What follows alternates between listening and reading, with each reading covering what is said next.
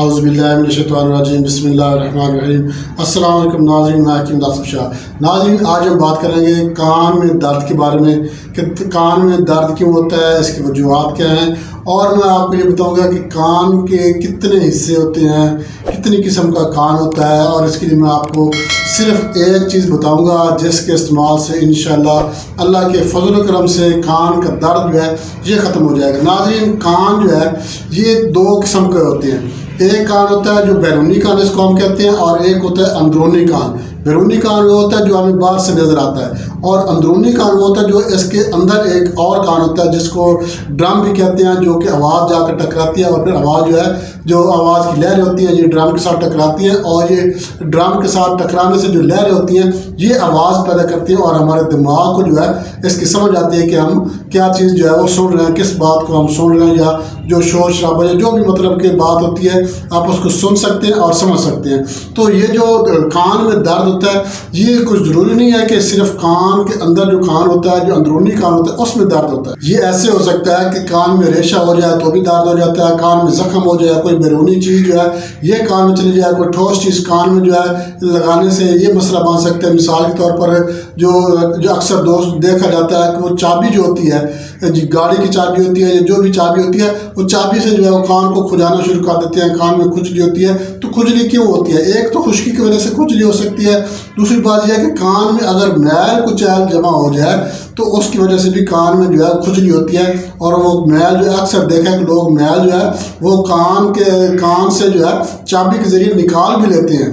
تو ناظرین، ایک تو کان کی صفائی ستھرائی رکھنا بہت ضروری ہے، اور کان میں قدرتی طور پر میل جمع ہو جاتی ہے، اور اس کی صفائی ستھرائی کا خاص خیال رکھنا چاہیے۔ دوسری بات یہ ہے کہ کوئی ٹھوس چیز جو ہے کان میں نہیں لگانی چاہیے، جیسے کہ کوئی تیلی وغیرہ یا کوئی چابی وغیرہ، تو اس سے جو ہے وہ پردے کو جو ہے وہ خطرہ ہو سکتا ہے، پردہ پھٹ سکتا ہے، پردے میں جو ہے کوئی زخم ہو سکتا ہے، یا جو کینال ہوتی ہے، جو یہ نالی ہوتی ہے کان کی، اس میں اندر کوئی انفیکشن بن سکتی ہے، زخم بن سکتا ہے، اور بعد میں ریشہ بن سکتا ہے، یا کان میں پانی چلا جائے، یا کان میں کوئی کیڑا پتنگا وغیرہ کوئی اس طرح کی چیز اگر کان میں چلی جائے تو پھر کیا ہوتا ہے، کان میں درد شروع ہو جاتا ہے، کان میں جو ہے تکلیف پیدا ہو جاتی ہے، جو اپنا اس کے علاوہ انفیکشن بھی ہو سکتی ہے، ریشہ بھی بڑھ سکتا ہے، پی بھی پڑ سکتی ہے۔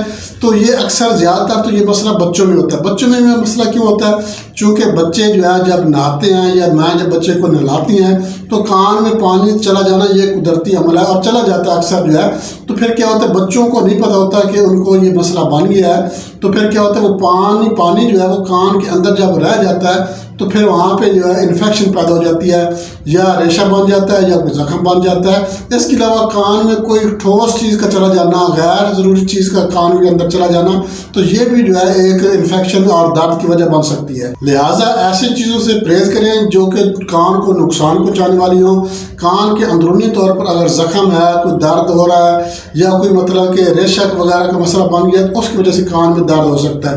اس کے علاوہ اس کی اور وجوہات بھی ہو سکتی ہیں۔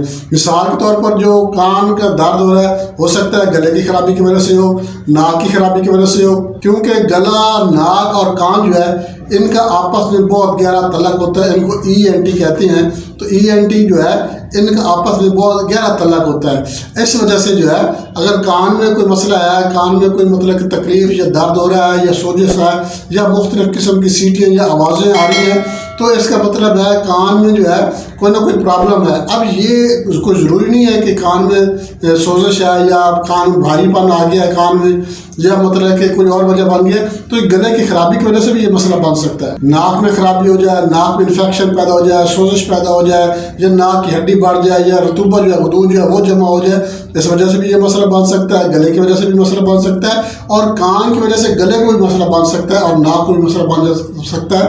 لہٰذا ان تینوں چیزوں کا بہت گہرا تعلق ہوتا ہے۔ لہٰذا اگر آپ کے کان میں درد ہو رہا ہے تو آپ نے اس چیز کو غور کر لیں اس چیز پر کہ آپ کو کس چیز کی وجہ سے کان میں درد ہو رہا ہے۔ کیا آپ کا ناک ٹھیک ہے؟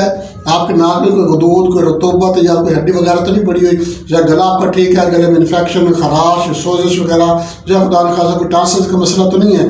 یہ ساری چیزیں دیکھ کر پھر آپ فیصلہ کر سکتے ہیں کہ کان میں جو درد ہے یہ کس وجہ سے ہو رہا ہے۔ اگر کان میں ریشہ آ رہا ہے کان سے، اور یا کان میں کوئی زخم ہے، یا کوئی بیرونی چیز کان میں چلی گئی ہے، پھر اس کا مطلب ہے کہ یہ تو کسی وجہ سے کان میں درد ہو رہا ہے، پھر اس کا علاج کیا جاتا ہے۔ تو ناظرین، میں آپ کو نسخے کی طرف لے کے چلتا ہوں۔ صرف ایک چیز ہے میں نے آپ کو بتانی ہے، ڈراپ بنا رہے ہیں، اور ڈراپ جو ہے आपने कान में डालना है। इंशाल्लाह रेशा है कान में, या ज़ख़म है, या दर्द है, इन्फेक्शन है, जो भी मसला, सिर्फ अगर कान का है, अगर गले की वजह से कान में खराबी है तो आपको गले का इलाज करना चाहिए। अगर नाक की वजह से कान में कोई मसला है तो आपको नाक का भी साथ में इलाज करना चाहिए। ये सिर्फ कान के दर्द के लिए, इन्फेक्शन, सोजिश, रेशे वगैरह के लिए आज मैं आपको नुस्खा बताऊँगा। नुस्खे की तरफ चलते हैं, मगर इससे पहले मैं आपसे एक छोटी सी रिक्वेस्ट करूँगा, हमारे चैनल लाइक शेयर जरूर कर दें, और हमारा जो नया दोस्त है उनसे मैं रिक्वेस्ट करूँगा हमारे चैनल को सब्सक्राइब लाजमी कर दें, और साथ में बेल आइकन की ऑल नोटिफिकेशन पर क्लिक करेंगे तो हर वीडियो बर वक्त आपके नोटिफिकेशन में आपको मिल जाया करेगी और आप इस वीडियो से मुस्तफीद हो सकते हैं। तो नाज़रीन नुस्खे की तरफ चलते हैं। नुस्खे का अज़ा नोट कर, आपने क्या करना है, सिरका सेब लेना है आपने।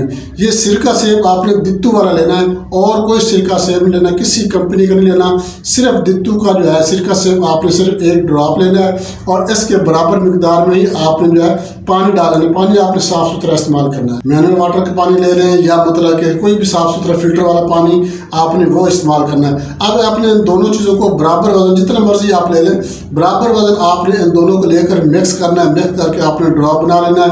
ड्रॉप भरकर आपने अपने पास महफूज कर लेना है। 2-2 कतरे सुबह शाम कान में टपकाने हैं।